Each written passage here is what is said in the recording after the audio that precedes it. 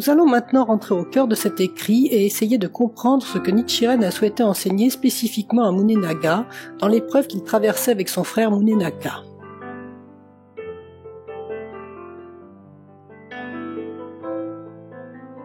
Première partie. Vos deux émissaires sont bien arrivés et m'ont remis vos offrandes. Ben Adjari m'a aussi rapporté votre bonté dans son courrier. Dans cette lettre, j'aimerais vous conseiller sur ce qui est le plus essentiel pour vous. Au cours des époques de la loi correcte et de la loi formelle, le monde n'a pas sombré dans le déclin parce que des sages et des personnes vertueuses apparurent fréquemment et que les divinités célestes protégèrent les gens. Cependant, à l'époque de la fin de la loi, les êtres humains sont devenus si avides que des luttes n'ont cessé d'éclater entre souverains et sujets, entre parents et enfants, entre frères aînés et frères cadets, et plus encore entre personnes qui n'ont aucun lien. Quand surgissent de tels conflits, les divinités abandonnent le pays, puis commencent les 3 calamités et les 7 désastres, jusqu'à ce qu'un, 2, 3, 4, 5, 6 ou 7 soleils apparaissent dans le ciel.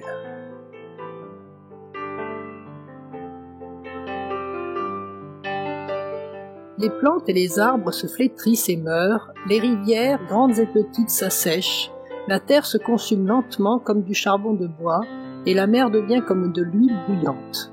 Finalement, des flammes emplissent l'atmosphère, s'élevant depuis l'enfer aux souffrances incessantes, jusqu'à atteindre le ciel de Brahma. Tels sont les désastres qui se produiront quand le monde parviendra à sa dissolution finale. Chacun, quel que soit son rang ou son statut, considère comme naturelle l'obéissance des enfants vis-à-vis de leur père, la loyauté des sujets envers leur souverain et la fidélité des disciples envers leur maître. Mais, depuis peu, on voit nos contemporains ivres d'avidité, de haine et d'ignorance se faire une règle de trahir leur souverain, de mépriser leurs parents et de se moquer de leur maître. Vous devriez lire et relire ma lettre précédente où j'expliquais que chacun doit certes obéir à son maître, à son souverain et à ses parents, mais que s'ils commettent de mauvais actes, les réprimander constitue un acte de loyauté à leur égard.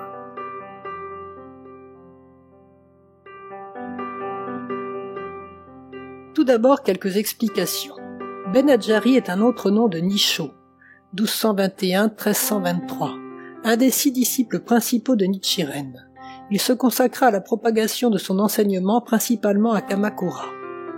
Concernant l'expression « 1, 2, 3, 4, 5, 6 ou 7 soleils apparaissent dans le ciel », on lit dans le Sutra des rois bienveillants « Quand 2, 3, 4 ou 5 soleils surviennent en même temps, quand le soleil subit une éclipse et perd son éclat, c'est le premier désastre. » Pour finir, la lettre précédente évoquée par Nichiren est la lettre aux 2 frères Ikegami, datée du 16e jour du 4e mois de 1275.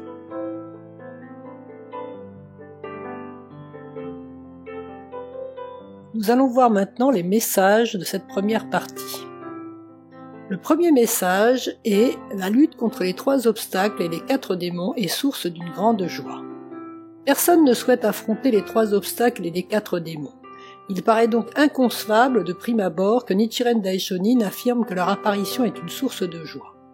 C'est pourtant en affrontant les difficultés de notre vie avec détermination et persévérance que nous pouvons accéder à notre bouddhéité inhérente.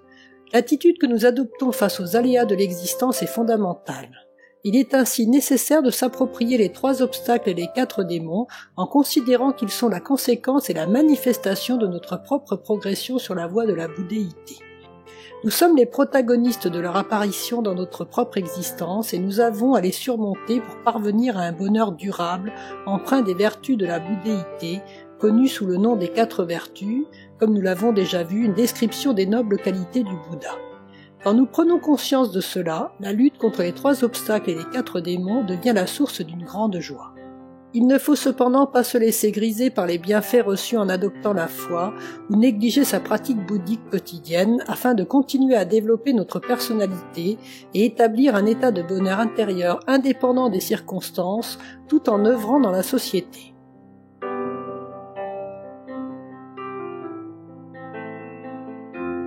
Le deuxième message délivré par cette lettre est « Les 3 obstacles et les 4 démons apparaissent au moment crucial ».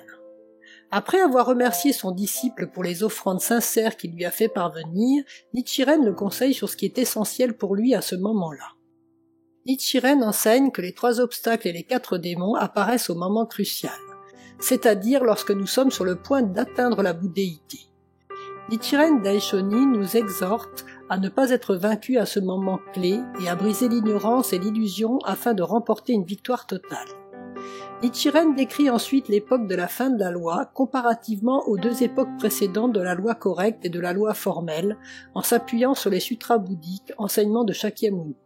Il s'agit d'une époque de conflits incessants entre souverains et sujets, parents et enfants, frères aînés et cadets.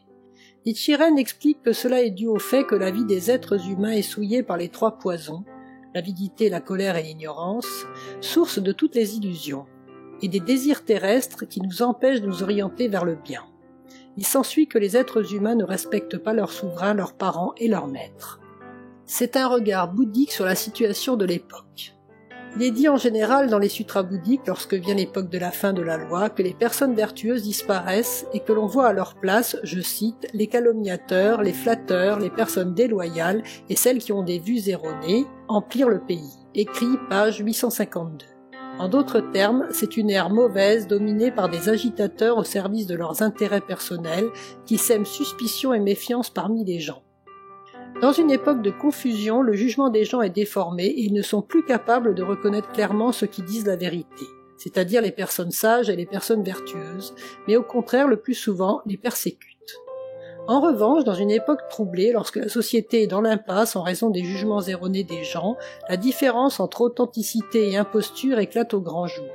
Nichiren Daishonin affirme que c'est quand l'époque est troublée que sages et insensés se manifestent. Les sages et les personnes vertueuses apparaissent en un âge souillé pour apporter une philosophie efficace qui soulage les souffrances. Il est indéniable que le monde attend aujourd'hui l'apparition de personnes à l'esprit élevé, dotées d'une profonde humanité, qui cherchent à faire jaillir pleinement leur potentiel et celui des autres, et aspirent au bonheur de tous en s'appuyant sur le respect de chacun. Nous avons besoin de voir émerger ces multitudes de personnes enthousiastes décrites dans le Sutra du Lotus.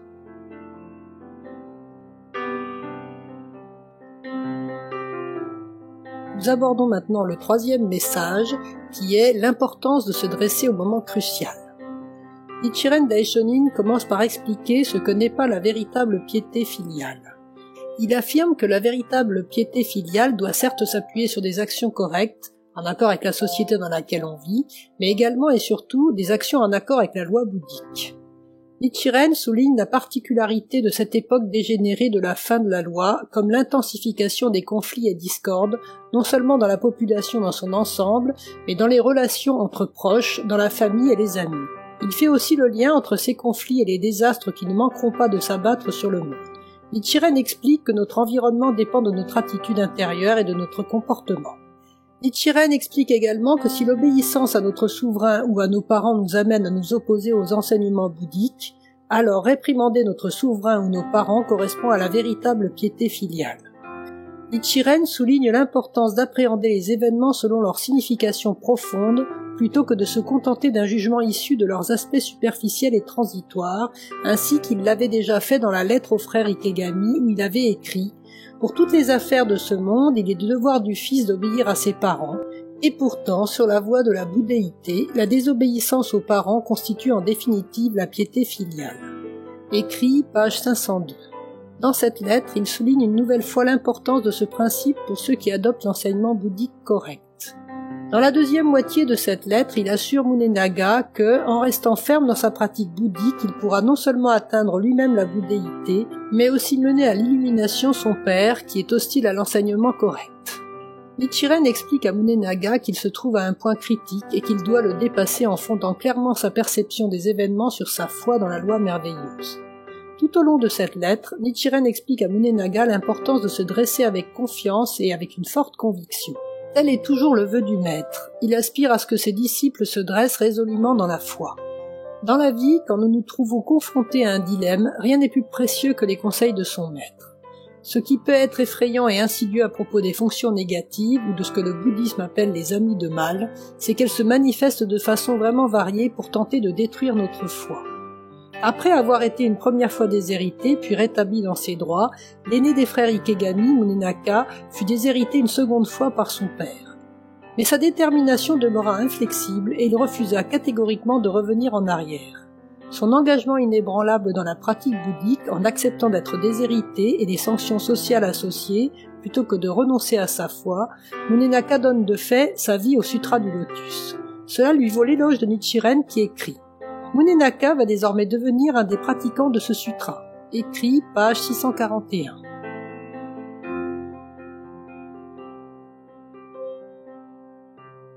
Deuxième partie.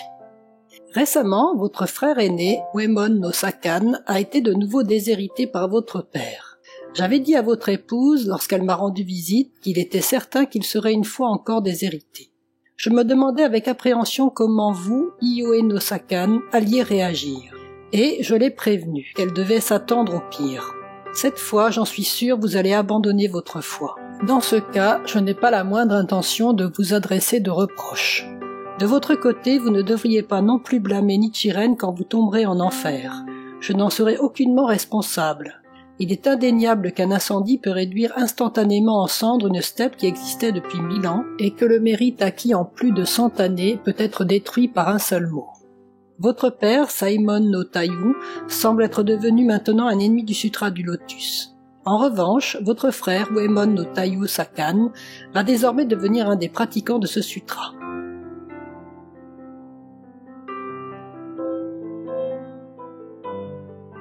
Vous qui ne pensez qu'à vos affaires immédiates, vous obéirez à votre père et les personnes égarées vous loueront alors pour votre piété filiale. Munemori obéit aux ordres tyranniques de son père et fut finalement décapité à Shinohara. Shigemori désobéit à son père et le précéda dans la mort. Lequel des deux fit vraiment preuve de piété filiale? Si vous obéissez à votre père, ennemi du Sutra du Lotus, et abandonnez votre frère, pratiquant du véhicule unique, faites-vous alors preuve de piété filiale? En fin de compte, vous devriez vous résoudre à suivre la voie du Bouddha avec détermination, à l'instar de votre frère. Votre père est comme le roi merveilleux ornement, et vous, les frères, êtes comme les princes pur resserre et pure vision. L'époque est différente, mais le principe du Sutra du Lotus demeure le même. Récemment, le moine séculier de Musashi abandonna son vaste territoire et ses nombreux sujets afin de se retirer de toutes les affaires de ce monde. Si vous recherchez les faveurs de votre père pour obtenir un petit domaine privé et que vous négligez votre foi et tombez dans les voies mauvaises, vous ne devriez pas m'en blâmer, moi, Nichiren. Cependant, en dépit de mes avertissements, je sens que cette fois-ci vous allez abandonner votre foi.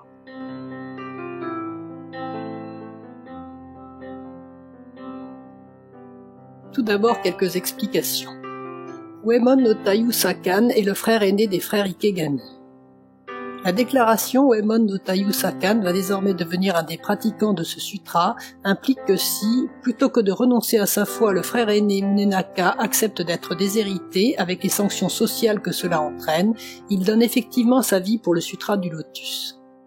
Munemori 1147-1185 et Shigemori 1138-1179 étaient des frères et des guerriers appartenant au clan Taira, qui prit le contrôle de la cour japonaise et détint le pouvoir suprême. Shigemori, le premier fils de Taira no Kiyomori, adressa des remontrances à son père lorsqu'il essaya d'enfermer l'empereur retiré Go-Shirakawa, alors que Munemori, le troisième fils, se conforma aux instructions de son père.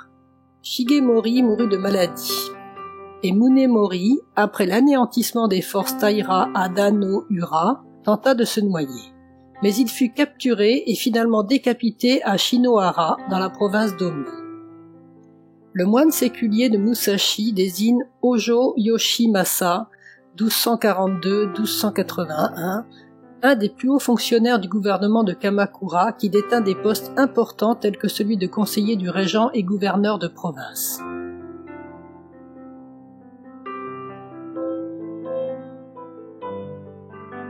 Nous allons voir maintenant les messages de cette deuxième partie. Premièrement, ne pas se laisser vaincre par ses propres faiblesses.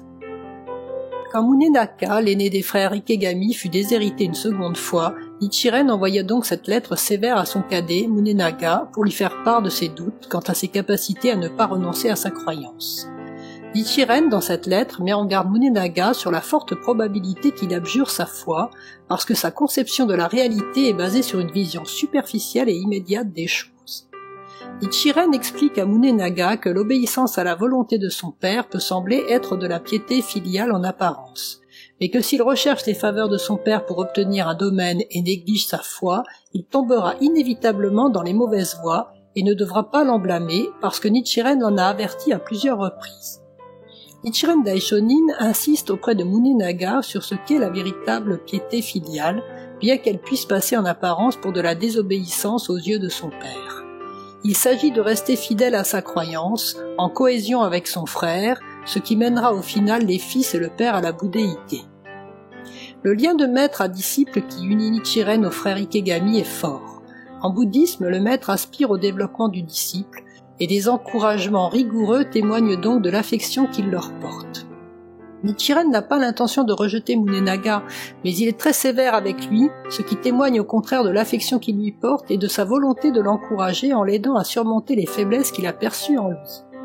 Nichiren veut démontrer à Munenaga qu'il s'agit là d'un moment crucial de son existence et qu'en conséquence, il lui faut redoubler d'efforts dans sa croyance afin d'identifier les fonctions négatives qui l'assaillent pour pouvoir les combattre et de le faire avec détermination.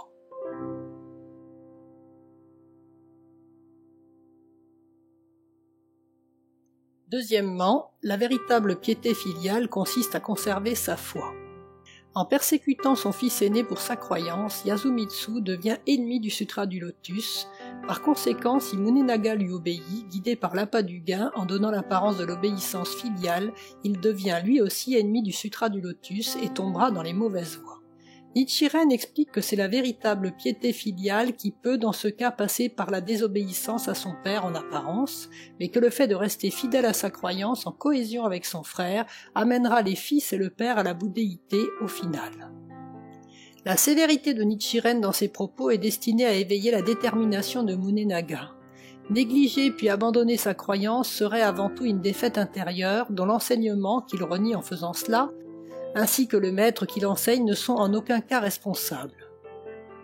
Dans ses lettres précédentes aux frères Ikegami, Nichiren avait mis en évidence que leur père, égaré par l'influence négative représentée par Ryokan, grand patriarche du temple Gokurakuji, manifestait les fonctions des 3 obstacles et des 4 démons en tentant de les obliger tous les deux à renoncer à leur foi. En s'appuyant sur la loi bouddhique, Nichiren Daishonin perçut avec acuité la véritable nature de la situation et lutta inlassablement contre les intrigues insidieuses de Ryokan et d'autres.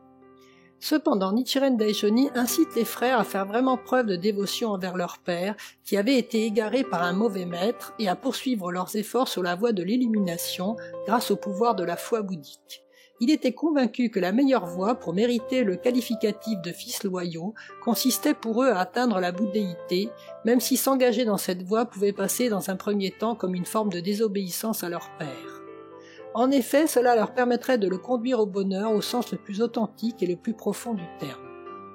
Nichiren Daishonin ne perdit jamais de vue ce point fondamental.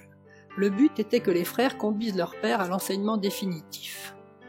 Nichiren Daishonin pointe les faiblesses de Munenaga et lui affirme que si ses prédictions se réalisent, c'est que Munenaga sera vaincu par lui-même et non parce que l'enseignement bouddhique de Nichiren est inopérant. Nichiren insiste sur le fait qu'arrêter de faire des efforts dans sa croyance équivaut à l'abandonner, et finalement équivaut à reculer dans sa révolution humaine en annihilant tous les efforts faits jusque-là. Il ne faut donc jamais relâcher sa croyance un seul instant. Nichiren Daishonin s'inquiète de la foi du frère cadet, plus susceptible d'être tenté de renier sa foi pour hériter à la place de son aîné.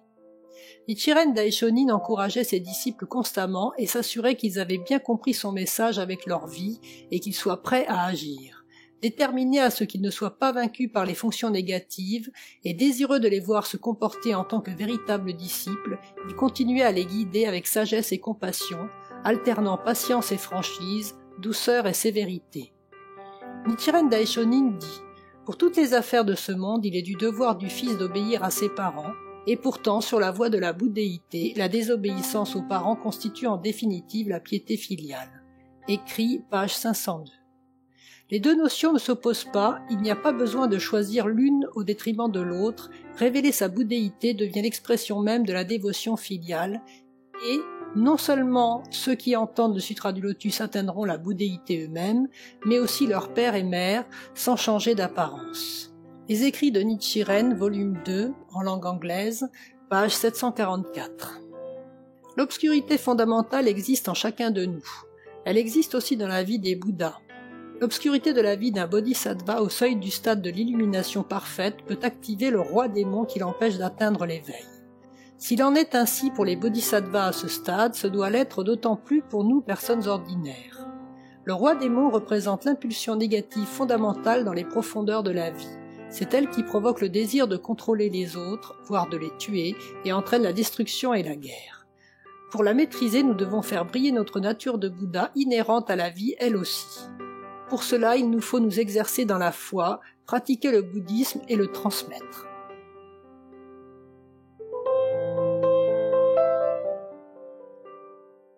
Troisièmement, l'harmonie familiale à l'exemple du roi merveilleux ornement. Nichiren compare la situation de la famille Ikegami à celle du roi merveilleux ornement et de sa famille décrit dans le Sutra du Lotus, et affirme que bien que l'époque soit différente, le principe du Sutra du Lotus est le même. M. Toda citait souvent l'exemple du roi merveilleux ornement pour encourager les pratiquants troublés parce que leurs parents ou leurs conjoints s'opposaient à leurs pratiques bouddhiques ou refusaient de les laisser participer aux activités de la Soka Gakkai. Le 27e chapitre du Sutra du Lotus raconte l'histoire d'un père, le roi merveilleux ornement, de son épouse, pure vertu, et de leurs deux fils, pur resserre et pure vision. Dans cette famille, seul le père ne pratique pas le bouddhisme. Son épouse et ses enfants essaient de trouver un moyen de le convertir. Ils en parlent avec le Bouddha qui leur conseille de lutter par leur foi et de manifester des pouvoirs surnaturels. C'est ce qu'ils font et le père finit par adopter la loi bouddhique. L'existence antérieure de cette famille, telle qu'elle est décrite dans le traité du grand maître Tiantai, intitulé Commentaire textuel du Sutra du Lotus, est celle de 4 compagnons de pratique qui ont fait un pacte dans une vie passée, selon lequel 3 d'entre eux se lanceraient dans la pratique des austérités, en quête de la voie du Bouddha, tandis que le 4e, demeurant au foyer, s'occuperait de toutes les tâches ménagères. Et les 3 premiers promirent de partager avec le 4e ce qu'ils avaient appris. Dans une vie future, celui qui avait pris en charge les tâches ménagères au sein du foyer pour que ses compagnons puissent suivre la voie bouddhique, renaquit sous la forme d'un roi, un autre renaquit comme son épouse et les 2 autres comme leurs enfants. La détermination de la mère et de ses 2 fils à mener le père au bouddhisme correspondait à leur promesse d'enseigner ce qu'ils avaient appris par leur pratique bouddhique à celui qui les avait soutenus en assurant les tâches ménagères. En termes modernes, les pouvoirs surnaturels conseillés par le Bouddha consistent à pratiquer devant le Gonzon, à acquérir des bienfaits dans la foi et à devenir une personne exemplaire. Cela suggère également que les liens forgés grâce à la loi merveilleuse sont éternels et illustre le principe selon lequel il n'est pas nécessaire que tous les membres d'une famille pratiquent le bouddhisme de Nichiren pour que cette famille connaisse le bonheur et l'harmonie. Il suffit qu'une seule personne rayonne pour que toute la famille en soit illuminée. La bonne fortune et les bienfaits acquis par cette personne, grâce à la foi, s'étendront à tous ses descendants, génération après génération. En veillant à être celui qui apporte bonheur et harmonie au sein de sa famille, en développant son propre état de vie, on pourra construire un environnement heureux et harmonieux. 3e partie. Je dis cela par compassion parce que, tout en ayant été fidèle jusqu'à présent, vous pouvez encore tomber dans les mauvaises voies. Si vous deviez décider de suivre mes enseignements, et il y a une chance sur 100 ou 1000 pour que cela se produise, alors faites face à votre père et dites-lui « Puisque vous êtes mon père, j'ai pour devoir de vous obéir.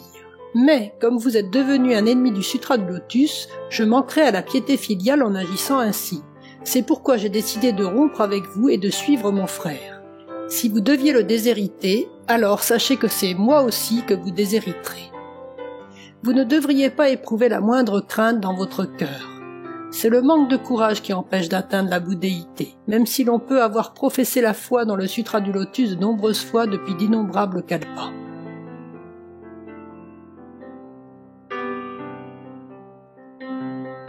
Il y a certes quelque chose d'extraordinaire dans le flux et le reflux des marées, le lever et le coucher de la lune, et la façon dont se succèdent l'été, l'automne, l'hiver et le printemps. De même, il est extraordinaire qu'un homme du commun atteigne la bouddhéité. À ce moment-là, inévitablement, les 3 obstacles et les 4 démons apparaîtront, et les sages se réjouiront alors que les insensés battront en retraite. J'attends depuis longtemps l'occasion de vous dire cela, par l'intermédiaire de mon messager ou par quelque autre moyen. J'apprécie donc beaucoup que vous m'ayez envoyé ces messagers. Je suis sûr que si vous étiez sur le point d'abandonner votre foi, vous ne l'auriez pas fait. C'est en pensant qu'il n'est peut-être pas encore trop tard que j'écris cette lettre.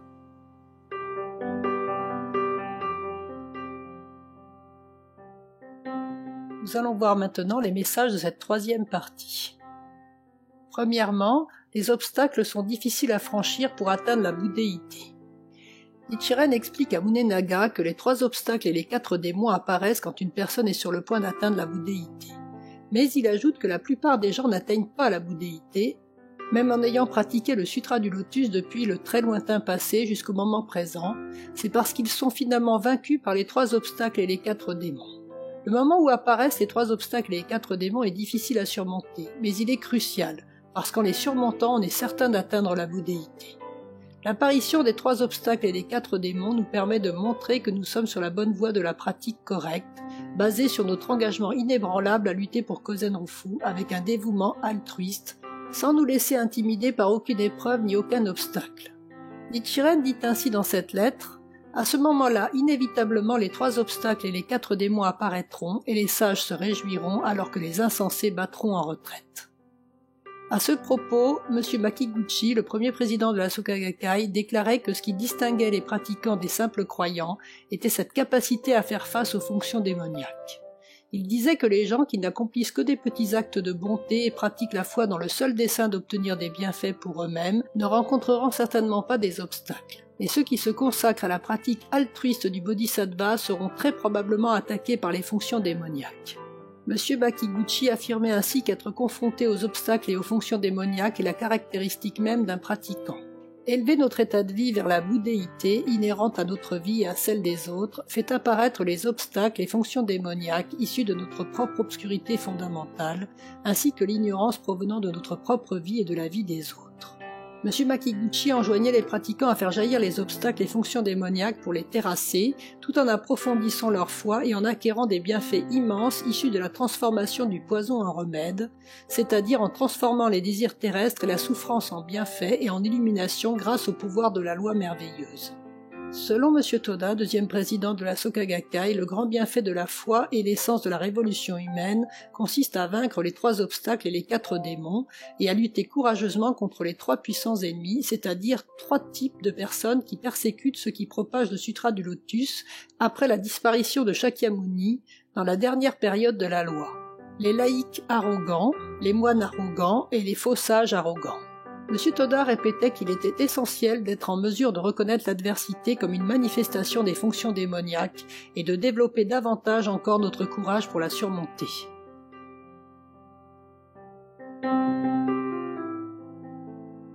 Deuxièmement, l'importance de l'unité entre croyants et des encouragements mutuels.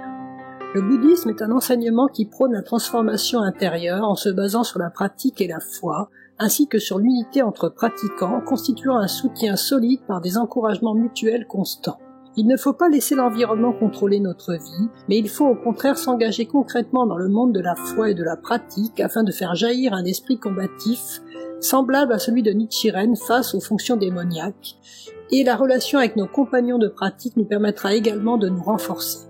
Nichiren souhaitait que tous ses disciples soient vainqueurs dans la vie. C'est aussi l'objectif de cette lettre adressée à Munenaga.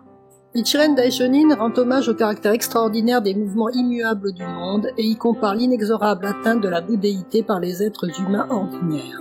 Il loue le dévouement de Munenaga, il lui fait comprendre que sa faiblesse est compensée par sa confiance en son maître. Il met ainsi en évidence l'importance du soutien des autres croyants et en particulier du lien entre le maître et le disciple. Nichiren Daishonin met l'accent sur le fait qu'à tout moment nous pouvons basculer dans les mauvaises voies et que ce sont les liens avec les autres croyants et le mentor qui font alors la différence. Nichiren Daishonin loue la fidélité dans la croyance dont Munenaga a fait preuve jusque-là et lui donne des conseils très concrets pour faire face à son père. Nichiren explique que si Munenaga suit ses conseils en désobéissant à son père et restant en réalité ferme dans sa croyance, il fait preuve de la vraie piété filiale, puisque grâce à cela, les fils et le père atteindront alors la bouddhéité. Nichiren lui conseille également de parler ouvertement à son père en lui faisant face, en restant ferme dans sa croyance et solidaire de son frère.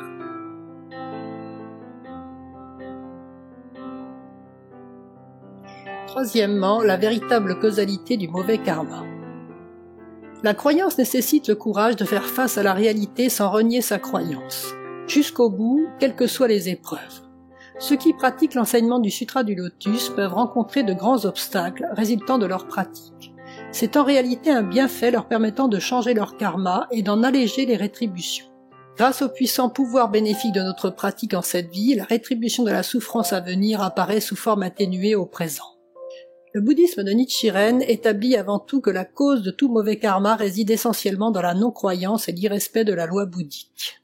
Cette explication claire du mal met en évidence la nécessité de comprendre la causalité de son karma afin de pouvoir réellement le changer. Toute faiblesse dans la foi sera cause de regret. Le chariot qui se renverse sur la route est un avertissement pour celui qui le suit. Dans un monde comme le nôtre, on ne peut qu'avoir soif de la voie. Vous pouvez détester ce monde, mais vous ne pouvez y échapper. Écrit, page 500. Ces mots ont valeur d'avertissement. Tout dépend de notre capacité à réaliser notre bonne fortune d'avoir rencontré une personne capable d'enseigner fidèlement ce sutra et à œuvrer avec ce maître à transmettre la loi. Mes disciples et moi, nous rencontrons peut-être diverses difficultés, mais si nos cœurs ne connaissent pas le doute, nous atteindrons naturellement la bouddhéité. Ne vous découragez pas parce que le ciel ne vous accorde pas sa protection, ne vous découragez pas parce que vous ne goûtez pas une existence facile et paisible en cette vie. C'est ce que j'ai enseigné matin et soir à mes disciples. Pourtant, ils se mettent à douter et à abandonner leur foi. Écrit, page 286. Notre rôle est de traduire ce passage en action. Si nous gardons ce cap, notre foi brillera d'un éclat inaltérable. Alors chaque difficulté devient le moment crucial. Réagissons avec courage quand les 3 obstacles et les 4 démons se manifestent, engageons une lutte sans merci pour Kozen Rufu. Ne soyons pas ceux qui reculent au moment critique.